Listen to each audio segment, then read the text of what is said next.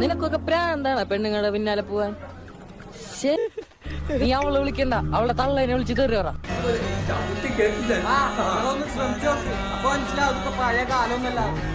നമുക്ക് നമ്മൾ കാണുന്ന പരിഹാരത്തിന് പിന്നിൽ പുതിയൊരു പ്രശ്നം ഉണ്ടാവും. That's life. പുന്നാരപ്പൂങ്കാട്ടിൽ ഒരു കുഞ്ഞാഞ്ഞിലിച്ചോട്ടിൽ ചെന്നേറിയ. ഹലോ അമ്മേ, ഞാൻ നിങ്ങളുടെ ഒരു അഭ്യുദയകാംക്ഷിയാണ്. നിങ്ങളുടെ മകൾ സൂപ്പർ ശരണ്യ.